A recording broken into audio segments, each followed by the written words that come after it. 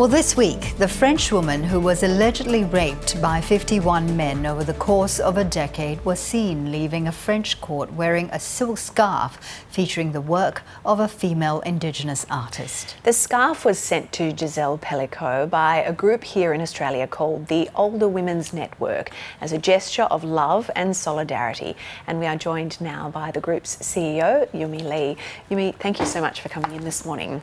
Pleasure. How did it come about that Gisele Pelicot, who's become this unlikely inspirational figure, came to wear this beautiful scarf? Well, when we first read about the case, we had to Facebook that, and we knew that our members would be enraged. As an organization that's been around for about 40 years, we have to try to find ways to transform anger into positive action. So we thought, why not send her something as a symbol of our solidarity? We can't be there with our placard saying, go Gisele, you're our champion. So we settled on the scarf, and of course, we had to go with something that is so uniquely Australian, our First Nations craft.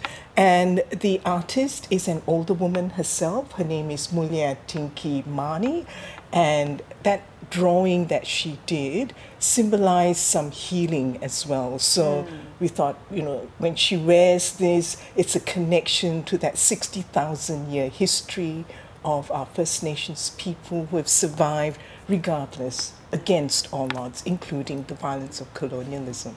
You speak about the anger that this case involving Gisele Pelicot has sparked around the world. It's clear to see why there's been an angry response to this, but why? Explain to us why it's also been such a story of inspiration for so many people.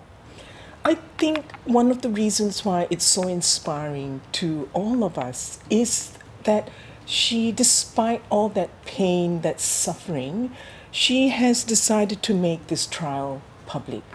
It could have been private, in the shadows of, non-disclosure, but by allowing all of us to see that, we have men who perpetrate sexual assault living amongst our midst. These were men in their 20s to their 60s.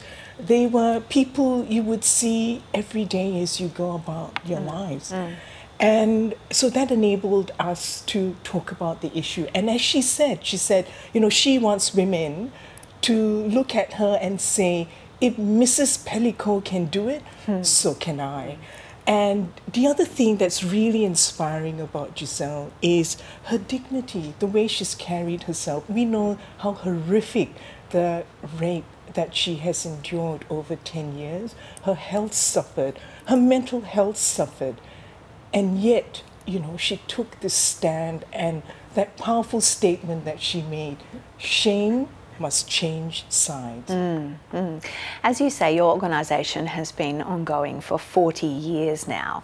How does the reaction that we've seen to Gisele Pelicot's story stand in stark contrast to the reaction that we've seen in the past to these sorts of stories? I suppose what her story has done is enabled us to shine the spotlight and to say also that here in Australia, the sexual assault of older women is not seen as a priority. And I'll give you a simple example of the Aged Care Equality and Safety Commission. We know that the Royal Commission into aged care has noted that it's a national disgrace that there are 50 sexual assaults taking place in aged care every week. Every week. So it's one of the series of assaults that reported up to the Commission, and then it disappears into a black hole. There is no accountability, there's no transparency, and we have absolutely no idea as to what's happening to rectify it or to solve the problem.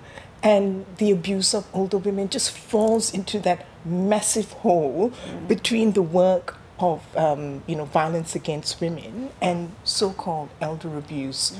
So, the last national plan to end elder abuse only mentioned the word woman once in that entire document. So there is no gender lens there, and there is no age lens on violence against women. So here in New South Wales, with the new coercive control legislation, for example, it criminalises coercive control only between intimate partners. But if you were to look at the statistics of who's perpetrating elder abuse against older women, the majority are sons and daughters. So if something is wrong, if it's perpetrated by your partner, how can it be right if the same thing is perpetrated by your children? There's so much work to be done in this area. Yes. Yumi, thank you so much for coming in and speaking to us about You're most this. welcome. Thank you.